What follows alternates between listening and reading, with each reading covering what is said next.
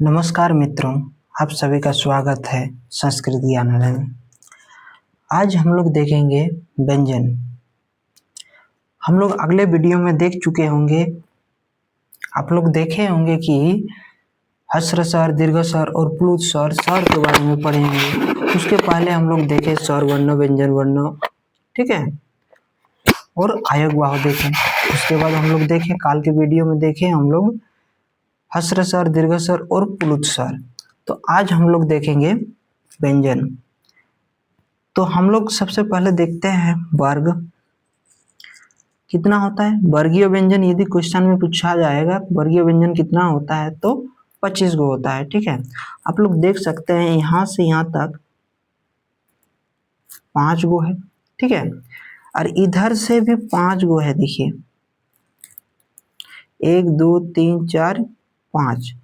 तो यहाँ से अब यहाँ तक कीजिएगा तो कितना होता है, 25 गो होता है। तो ये कितना व्यंजन है, 25 व्यंजन है। तो यदि वर्गीय व्यंजन में कितना होता है तो 25 गो होता है, ठीक है। और वो कौन कौन सा होता है, क वर्ग, च वर्ग, ट वर्ग, त वर्ग और प वर्ग। यदि क्वेश्चन में पूछेगा क वर्ग में कितने व्यंजन आते हैं तो 5 गो व्यंजन आते हैं, क ख ग घ। और च वर्ग में 5 गो, ट वर्ग में 5 गो, त वर्ग में 5 गो, ठीक है, और प वर्ग में 5 गो होता है, ठीक है। तो हम लोग को कितना हुआ, 25 गो, ठीक है। चलिए आगे देखते हैं। हम लोग को पता चल गया। तो पहले देखेंगे क वर्ग। क वर्ग कहाँ से उच्चारित होता है, क ख जो हम लोग बोलते हैं वो कहाँ से उच्चारित होता है, क ख ग घ ञ। तो ये सब कहाँ से उच्चारित हो रहा है, जब हम लोग बोल रहे हैं तो देखिए कंठ, कंठ से आवाज आ रहा है। क ख कहाँ से आ जा रहा है, कंठ से, इसीलिए इसे कंठीय वर्ण नाम दिया जाता है, ठीक है, कंठीय वर्ण कहते हैं। ये कहाँ से उच्चारित होता है, उसका उच्चारण स्थल कहाँ है, कंठ है। क वर्ग कहाँ से उच्चारित होता है, क कंठ से, ठीक है। तो उसके बाद देखते हैं च वर्ग। च वर्ग कहाँ से उच्चारित होता है, बोलिए एक बार बोल के देखिए, च, छ, ज, झ, ञ। तो कहाँ से उच्चारित हो रहा है, ये देखिए च, छ, ये जीभ कहाँ छू रहा है, तालु में। तो ये कौन सा वर्ण है, तालव्य वर्ण है, ठीक है। और कहाँ से छूता है, इसका उच्चारण स्थल कहाँ है, तालु है। तो हम लोग को याद हो जाएगा च वर्ग तालु से उच्चारित होता है। आप ऐसे भी कर सकते हैं, आप एक बार उच्चारण करके देखिए, उसमें आपको ही पता चल जाएगा कि कहाँ से उच्चारित हो रहा है, ठीक है। तो चलिए आगे देखते हैं ट वर्ग। ट वर्ग, ट ठ एक बार बोल के देखिए, अपने आप पता चल जाएगा ये कहाँ से आवाज आ रहा है आपका। ट, ठ, ड कहाँ से आ रहा है, मूर्धा से।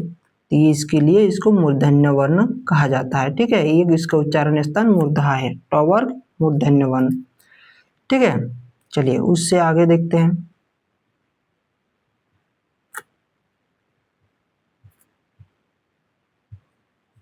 त वर्ग। तो कहाँ से उच्चारित होता है, तो दांत से होता है। एक बार बोलने से ही पता चल जाता है। त थ, ये जीभ कहाँ छू रहा है, दांत में छू रहा है। तो क्या है, त थ द ध, त थ द ध न, कहाँ छू रहा है, दांत से, इसीलिए इसका वर्ण कहाँ है, दंत, ठीक है। ये दंत से छूने के कारण इसे इसका स्थान दंतीय वर्ण हो जाता है, ठीक है। प वर्ग देखते हैं, प वर्ग। प वर्ग को एक बार बोलिए, देखिए प, फ, ब, भ, म। तो ये कहाँ छू रहा है, ओष्ठ, दोनों ओष्ठ छू रहा है, ठीक है।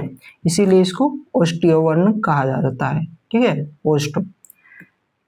तो इसको हम लोग याद करने के ऐसे संकेत क्या है, कु चू टू तू पू, कु चू टू तू पू, कु चू टू तू पू, ठीक है। कवर चवर टवर तवर पवर, कवर चवर टवर तवर पवर, ठीक है। कितना है, वर्गीय व्यंजन, ठीक है। तो वर्गीय व्यंजन कहाँ कहाँ से होता है, आप लोग को याद हो गया। चलिए आगे देखते हैं यदि आप लोग को क्वेश्चन में आएगा क वर्ग कहाँ से उच्चारित होता है, तो आप बता पाइएगा क वर्ग कंठ से उच्चारित होता है। ठीक है, च वर्ग तालव्य से, ट वर्ग मूर्धा से, त वर्ग दंत से, प वर्ग ओष्ठ से। ठीक है, हम लोग वर्गीय व्यंजन देख लिए। चलिए आगे देखते हैं। उसके बाद हम लोग को बचा, इसमें 25 गो हुआ, तो हम लोग का कुल व्यंजन कितना होता है, 33 गो होता है। तो अगला देखते हैं। चलिए 25 और ये 4 मिला के 4 4 8 मिला के कितना होगा, 33 हो जाएगा। ठीक है, चलिए य र ल व, ये जब आप लोग बोल रहे हैं, हम लोग बोल रहे हैं, तो ये आवाज कैसा आ रहा है, य र ल, ये जब बोल रहे हैं तो अंदर की ओर खींच रहा है, य र ल, इसीलिए इसे अंतस्थ व्यंजन कहा जाता है। कौन सा व्यंजन, अंतस्थ व्यंजन। ठीक है, उसके बाद देखिए ये स श श ह, जब इसको हम लोग बोल रहे हैं तो मुंह से गर्म हवा निकल रहा है, इसीलिए इसको क्या बोलते हैं, ऊष्मा, ऊष्मीय व्यंजन। ठीक है, ऊष्मा व्यंजन। तो ये हम लोग को टोटल कितना हो गया, 33 गो हो गया। चलिए आगे देखते हैं। य र ल व अंदर से बोले जाने के कारण अंतस्थ व्यंजन कहते हैं। ठीक है, ये अंदर से बोलने जाने के कारण क्या कहते हैं, अंतस्थ व्यंजन कहते हैं। फिर देखते हैं स स श ह, बोलने पर जो हमारे मुंह के अंदर गर्म हवा ऊष्मा निकलती है, उसी के कारण ऊष्मीय वर्ण कहलाता है। क्या कहलाता है, ऊष्मा वर्ण कहलाता है। तो हम लोग को पता चल गया, आप लोग को पता भी चल गया कि क से उच्चारित क ख ग घ ञ, ये कहाँ से उच्चारित होता है, कंठ से। अकुवाह विसर्जनीयम कंठ, ये हम लोग उच्चारण स्थान में देखेंगे। अभी के लिए खाली वर्गीय व्यंजन को देखेंगे और कहाँ कौन सा उच्चारित होता है हम लोग उसके बाद विस्तार से देखेंगे। ठीक है, तो हम लोग को पता चल गया क ख ग घ ञ, ये कंठ से उच्चारित होता है। च वर्ग च छ ज झ ञ, ये तालु से उच्चारित होता है। ट वर्ग ट ठ ड ढ न, ये मूर्धा से होता है। त वर्ग में त थ द ध न, ये दंत से होता है। प वर्ग में देखते हैं प फ ब भ म, ये ओष्ठ से उच्चारित होता है। य र ल व, ये अंतस्थ व्यंजन है। और स श श ह, ये ऊष्मा व्यंजन है। ठीक है, तो हम लोग को जब बोल रहे हैं उसी से पता चल रहा है कि कौन सा कौन व्यंजन है। ठीक है, जैसे ओ बोलेंगे आ, तो ये कौन सा है, कंठ वाला है, ओ भी। ठीक है, तो ये सब हम लोग अगले वीडियो में देखेंगे। आज हम लोग देखे वर्गीय व्यंजन को और अंतस्थ और ऊष्मा व्यंजन। ठीक है, क वर्ग च वर्ग ट वर्ग त वर्ग प वर्ग हम लोग को याद रखना है।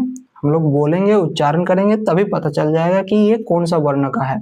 फिर भी हम लोग को इसको ध्यान देना है। ठीक है, इसके आगे हम लोग देखेंगे उसका उच्चारण स्थान, सब, अनुस्वार विसर्ग कहाँ से उच्चारित होता है, ओ आ कहाँ से उच्चारित होता है, और क ख सब मिला के पूरा वर्ण को देखेंगे कहाँ से कौन उच्चारित होता है, उसका उच्चारण स्थान देखेंगे।